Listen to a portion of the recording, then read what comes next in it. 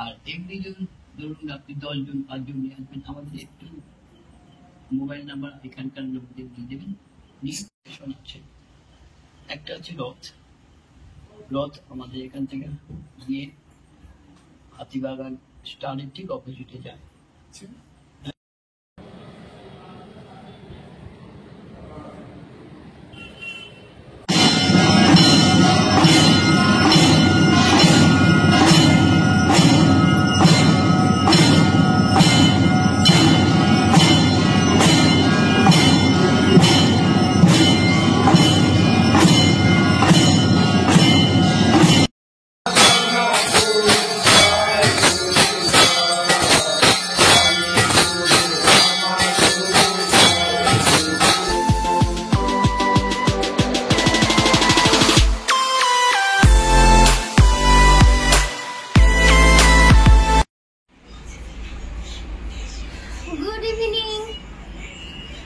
Good evening my online family, good evening. বুঝতেই পারছো ready হচ্ছি, বেরোবো। আর থাম্বনেল দেখে বুঝেই যাচ্ছো কোথায় যাব। তবে এটা একটা অববিট টেম্পল, এবং যতদূর যা জানি বা অন্য ভিডিওস দেখে বুঝেছি জায়গাটা কিন্তু সত্যি মানে এক কথায় অসাধারণ, অসম। মানে তন্ত্র সাধনার জন্য একবারে পারফেক্ট একটা জায়গা। যেখানে আমরা তারাপীঠ যাই, সেই তারাপীঠই বলতে পারো, তারাপীঠেরই একটা অন্য আরেকটা সংস্করণ, ছোট্ট একটা সংস্করণ এই মন্দির।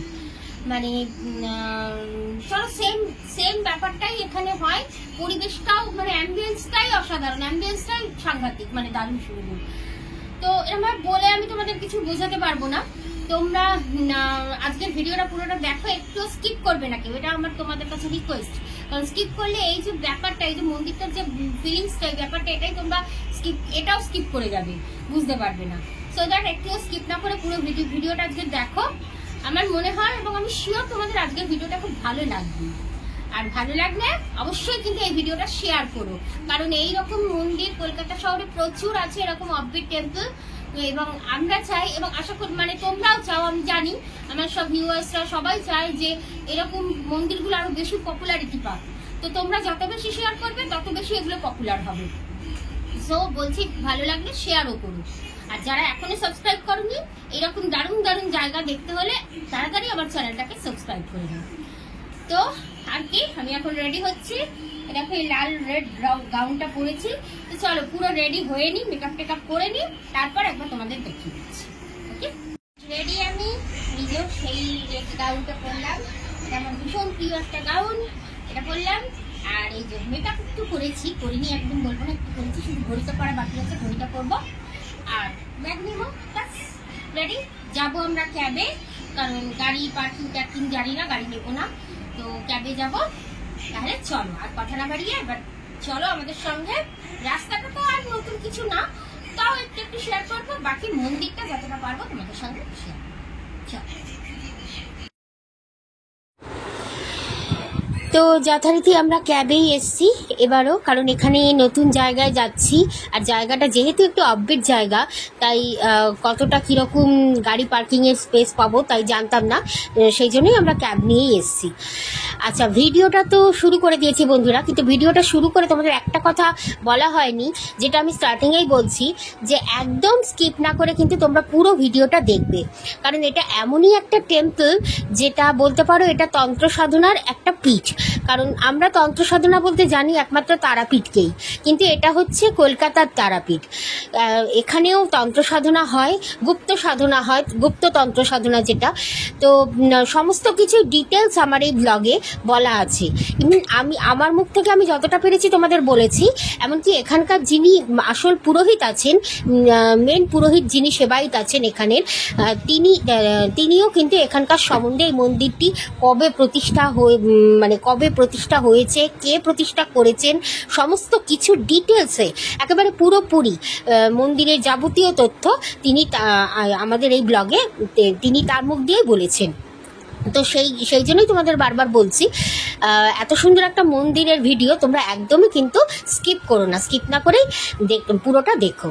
তো দেখো, কথা বলতে বলতে চলেই এসেছি মন্দিরের গেটের সামনে। আর তোমাদের আস্তে আস্তে দেখালাম না, ওই দেখো উপরে শিবলিঙ্গের একটা সুন্দর মানে শিবলিঙ্গের যে ধ্বজাটা সেটা কিন্তু দেখা যাচ্ছে, খুব সুন্দর লাগছে, দূর থেকে দেখতে তো দারুণ লাগছিল। আর দেখো মন্দিরের গেটটাও বেশ সুন্দর, মানে খুব সুন্দরভাবে কারুকার্য করে সাজানো।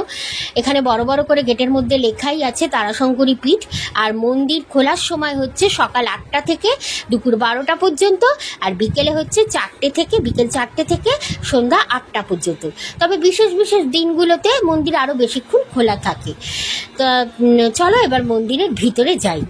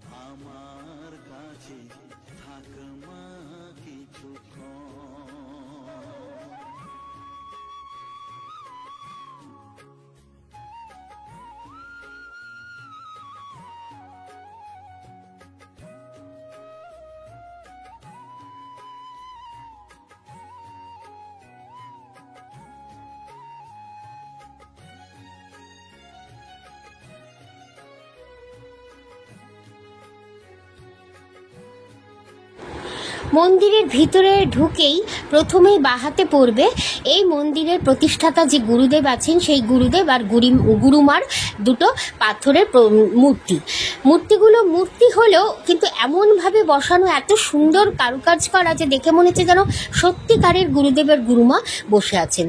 দেখো কি সুন্দর লাগছে দেখতে ওনাদের। আর এই মূর্তি ওনারা যেখানে বসে আছেন তার নিচেই কিন্তু আছে ওনাদের সমাধিস্থল।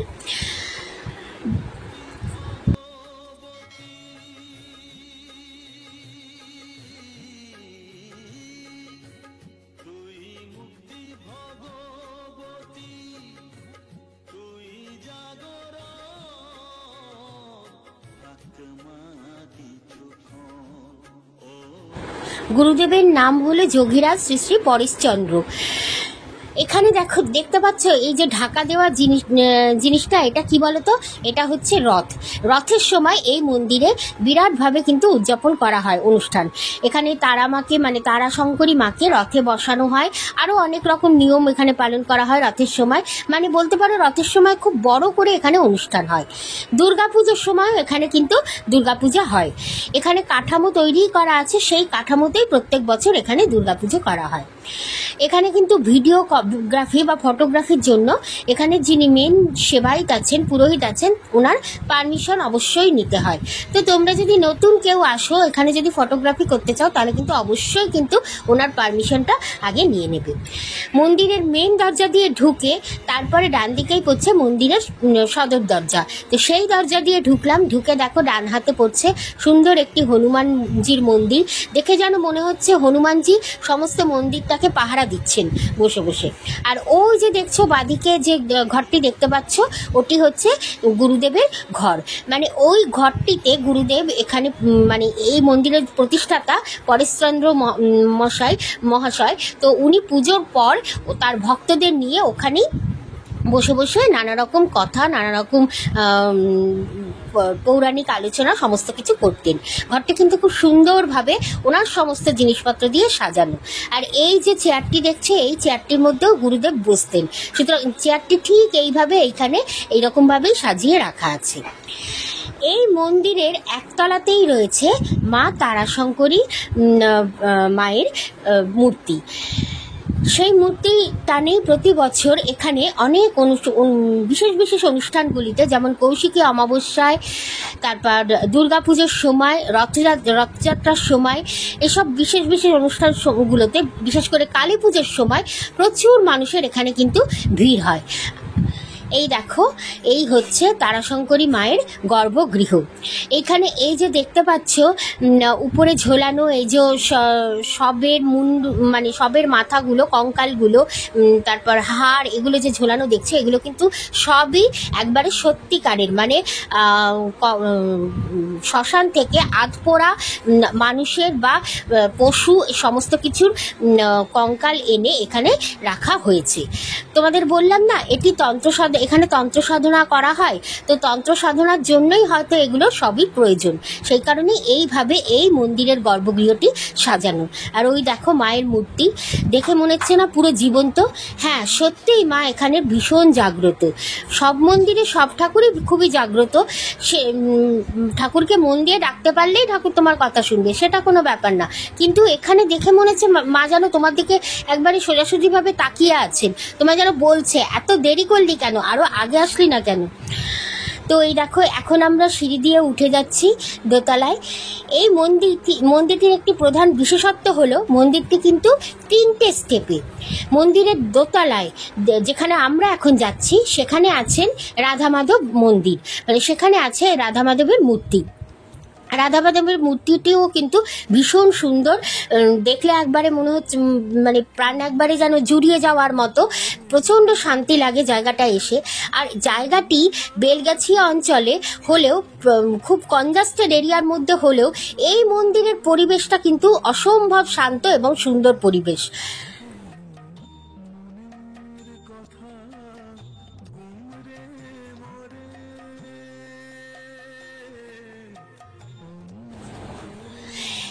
এই দেখো, এখানের এই যশোমাধবের মূর্তি, এই যে যশোমাধবের মূর্তি দেখছো, এই যশোমাধবের মূর্তি এখানে 1 কোটি তুলসী পাতার উপর স্থাপন করা হয়েছিল। আর এই মন্দিরে, এই যে মন্দিরের ভিতরের যে অংশ, মানে যেখানে পুজো করার যে জায়গা, মানে বলতে পারো মন্দিরের গর্ভগৃহ, এখানে কিন্তু সাধারণ মানুষ প্রবেশ করতে পারে না, একমাত্র পুরোহিত ছাড়া, কারণ এখানে নারায়ণশিলা রাখা আছে। তো যশোমাধবের দর্শন করে এবার আমরা যাচ্ছি একবারে 3 তলায় মহাকাল মন্দিরে, ভৈরব মহাকাল। এই মন্দিরের আসল আকর্ষণই হচ্ছেন ভৈরব মহারাজ, ভৈরব মহাকাল। মানে আমি তোমাদের হয়তো ভিডিওগ্রাফিতে কতটা ভিডিওতে বোঝাতে পারবো জানি না, কিন্তু সেই পরিবেশ, সেই সন্ধেবেলা, এই সময়টা আমরা যখন যাচ্ছি এত সুন্দর লাগছিল না বন্ধুরা, তোমাদের কিভাবে বোঝাবো, তোমরা নিজেরা একবার এখানে আসবে তাহলে তোমরা বুঝতে পারবে জায়গাটা কতটা অসাধারণ। ঠিক একটা অন্যরকম ফিলিংস হচ্ছিল। বাইরে দেখো সূর্য প্রায় অস্ত চলে যাচ্ছে, সময়টা এখন 5:45 মতো, বা 5:45টারও একটু বেশি হয়ে গেছে।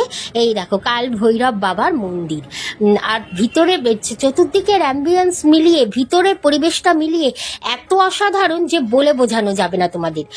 দেখো মন্দিরের মধ্যে কিন্তু বড় আলো আছে, কিন্তু এখানে পরিবেশটাকে আরো বেশি গুরুত্ব দেওয়ার জন্য, বোঝানোর জন্য এখানে সবসময় এই ধরনের ছোট্ট, মানে অল্প পাওয়ারের আলো জ্বালিয়ে রাখা হয়। এখানে মহাকাল ভৈরব বসে আছেন, শিব ঠাকুরের উপরে দাঁড়িয়ে আছেন, আর ওনার 6টি হাত, তার একটি হাতে বা হাতের 3 নম্বর হাতটিতে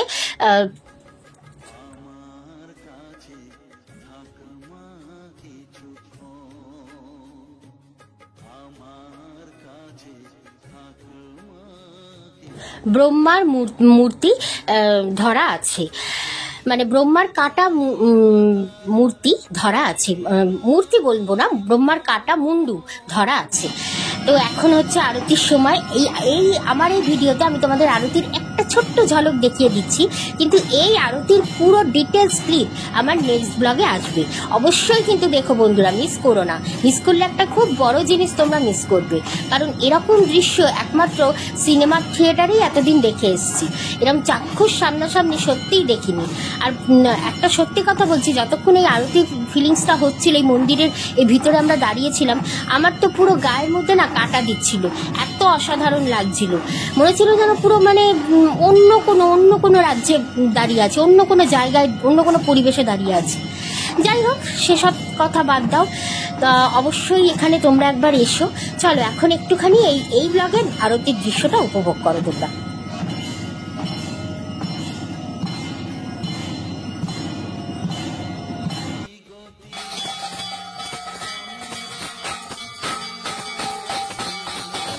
তো দেখো উপরে আরতি কমপ্লিট হলো, প্রায় 1 ঘন্টা ধরে আরতি হলো উপরে। 6:20 আরতি শুরু হয়েছিল, 6:15 নাগাদ, আর এখানে এখন বাজে 7টা। এখন এখানে নিচে মায়ের সামনে, মানে মা তারাশঙ্করী মায়ের সামনে চলছে আরতি। এই এই এখানে এখানে এই একতলায় যে আরতি, সেই আরতি এখানে ভজন সঙ্গীতের মাধ্যমে হচ্ছে। আরতির মন্ত্র দেওয়ালের মধ্যেই লেখা আছে। নতুন যদি কেউ যান তাহলে তার ক্ষেত্রে সেই মন্ত্র পড়েই সুন্দরভাবে কিন্তু এই আরতিতে যোগদান করা সম্ভব।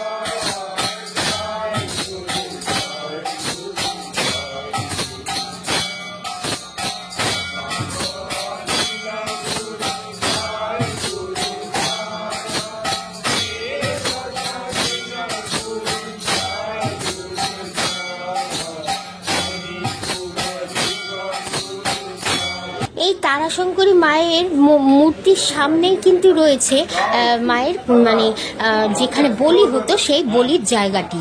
তো এই বলির হাড়িকাঠে এখানে রয়েছে, কিন্তু এই এই একটি জায়গায় ব্যাপারটা আমার ঠিক পছন্দ হলো না, কারণ এমন জায়গায় পজিশনে রয়েছে যে এখানে দাঁড়িয়ে যখনই তারাশঙ্করী মায়ের আরতি যারা দেখতে আসেন তাদেরকে কিন্তু এই মানে হাড়িকাঠটা ঠিক পায়ে একটু হলেও টাচ হয়, লেগে যায়, এমন একটু নিচু হবে। সেটার যদি ওনারা একটু ব্যবস্থা করতেন, একটু উঁচুভাবে পড়ে বা উনি একটু জায়গাটা একটু ঘুরে রেখে, তাহলে মনে হয় সুরক্ষিত ব্যাপারটা খুব ভালো হতো। আর এখন দেখো দোতলায় আরতি হচ্ছে, দোতলায় দশমাদেবের সামনে আরতি হচ্ছে। এখানের আরতিটাও খুব সুন্দর, তবে এখানে কিন্তু যে নাগারাটা যে বাজছিল সেটা কিন্তু অটোমেটিক সিস্টেমে করা ছিল। মহাকাল ভৈরবের সামনে যেমন একটা আলাদা প্রাণ দিয়ে বাজানো হচ্ছিল, এখানে কিন্তু ঠিক সেই জিনিসটা ফিল করা যায়নি। এখানে মানে সমস্তটাই ঠিকই ছিল, আওয়াজও হচ্ছিল একই রকম, কিন্তু ব্যাপারটা একটু হলেও মনে হচ্ছিল যেন আর্টিফিশিয়াল। যাই হোক, ঠাকুর যেভাবে রেখেছেন, ব্যবস্থা করেছেন, সেভাবেই সব হচ্ছে।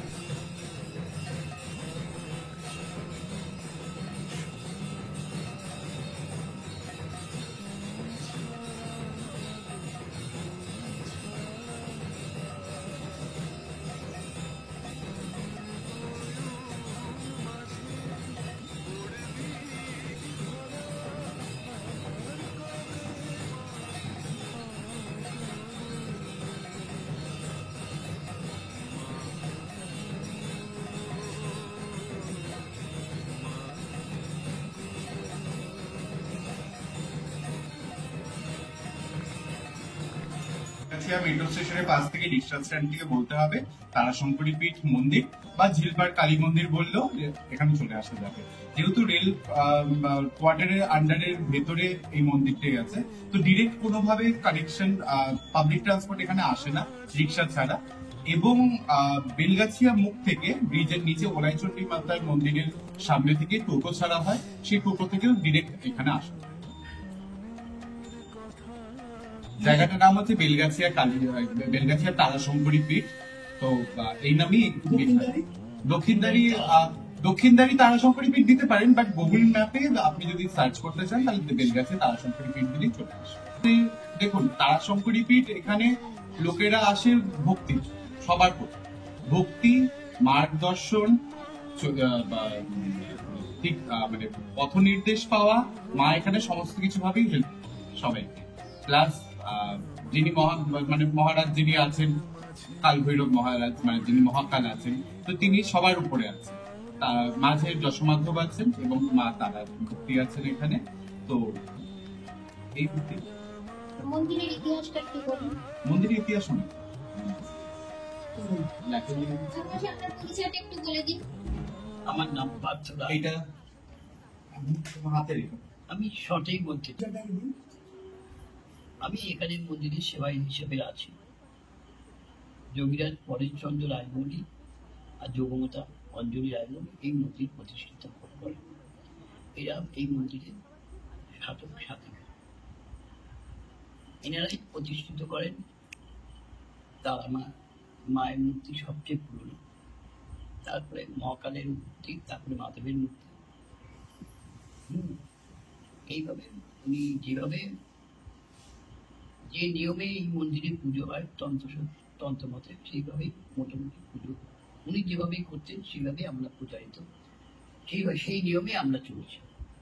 আমাদের আর নতুনত্ব কিছু নেই, যেহেতু এটা তো সিদ্ধ বা পীঠস্থান তো না, এটা সিদ্ধপীঠ বলতে পারেন বা সাধন পীঠ বলতে পারেন।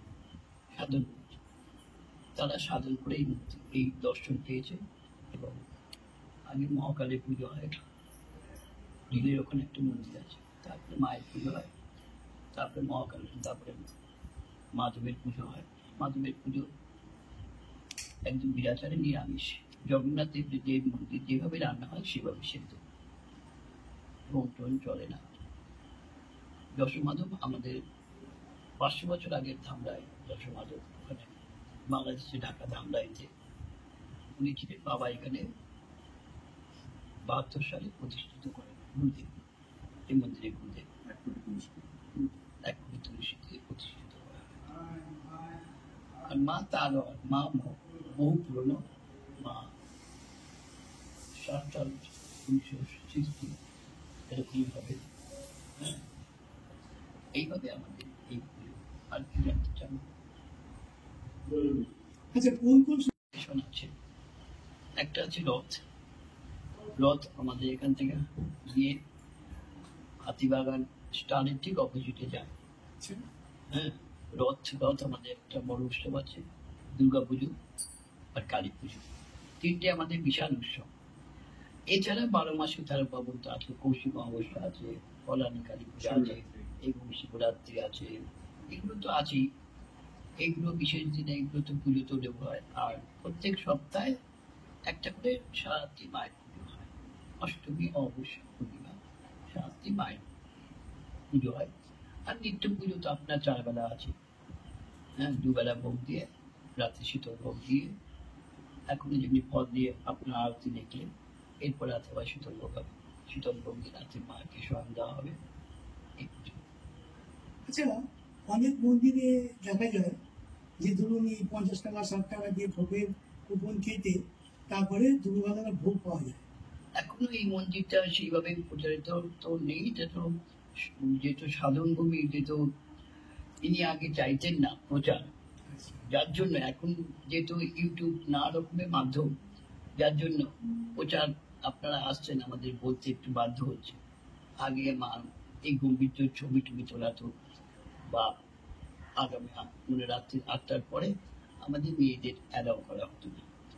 যিনি সাধক ছিলেন তিনি, যেহেতু এখন তিনি দিয়ে রাখার জন্য নানা রকম ইউটিউব আসে। আমাদের রথ আসার পরে এই প্রচারটা শুরু হয়েছে। যেহেতু সিএন চ্যানেল আমাদের রয়েছেন, সিটিভির ওনারা এসে এই মাধ্যমে আমরা প্রচারে সবে কিছু কিছু ব্লগাররা আসে, এসে প্রচার নেয় বা ছবি নেয়। তো এটা অ্যাকচুয়ালি বাবা বলতেন, আমাদের মন্দিরের যে গুরুদেব তিনি বলতেন মানুষ করে কারখানা, প্রচার টুচার দূরে, ভক্তিতে বিদায় বস্তু তর্কে। না, এটা সত্যি কথা। তবে এটাও ঠিক যে সময়ের সাথে সাথে অনেক কিছু পরিবর্তন হয়। একদম একদম সেই সময় পরিবর্তনের জন্য, যার জন্য এইটুকুনি আপনাদের আমি বলতে সেই বলছি। এরপরে আর কি বলবো বলেন?